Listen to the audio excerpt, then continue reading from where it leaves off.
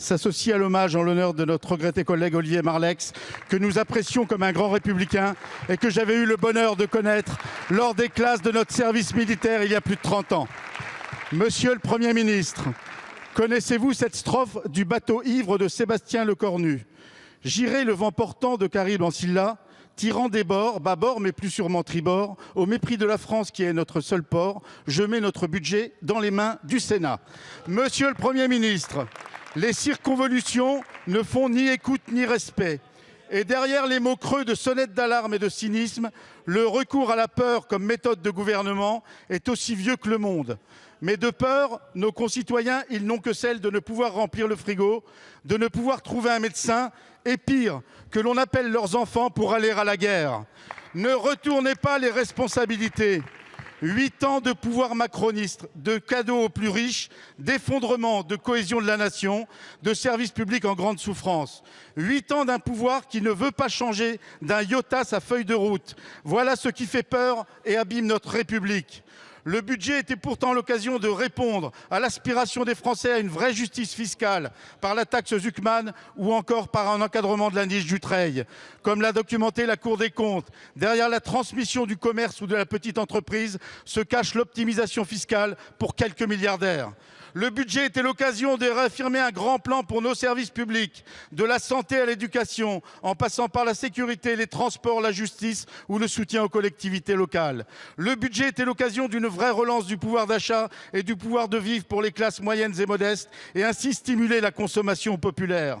Balayées d'un revers de manche, ces mesures seront diluées dans des débats thématiques et des réunions à n'en plus finir, choisies par vous-même pour faire vôtre le fameux adage de Tancrède « Il faut que tout change pour que rien ne change ». Monsieur le Premier ministre, pas de changement maintenant, plus de gouvernement demain.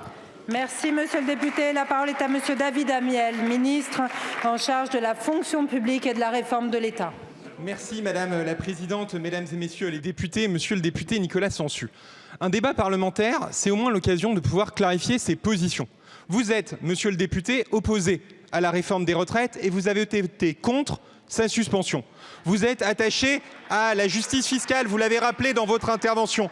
Vous n'avez pas voté la taxe sur les holdings qui visait à pouvoir précisément pénaliser ceux qui abusent de l'optimisation fiscale. Vous faites l'éloge du débat à l'Assemblée nationale. Vous n'avez pas voté en faveur du projet de loi de financement de la sécurité sociale qui a pourtant rassemblé sur de très nombreux bancs parce qu'il était le lieu du compromis. Dans ces semaines de débats parlementaires, ces longues semaines de débats parlementaires, des députés sur tous les bancs ont avancé sur de très nombreux sujets, sur la question du logement, sur la question de l'agriculture, sur la question de la lutte contre l'optimisation fiscale, sur la question de la transition écologique, sur la taxe contre les petits colis. Le débat se poursuit. La République, c'est le bicamérisme. Il y aura un débat au Sénat. Mais le dernier mot, monsieur le député, le dernier mot reviendra à l'Assemblée nationale. Et il faudra à nouveau se prononcer en son âme et conscience. Peut-on, quand on est opposé à la réforme des retraites, voter contre sa suspension?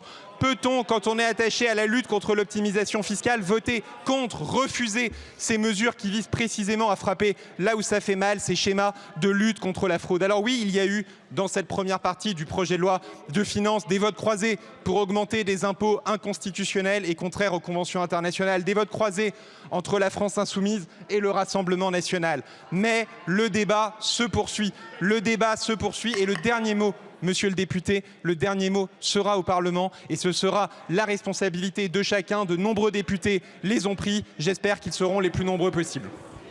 Je vous remercie, monsieur le ministre.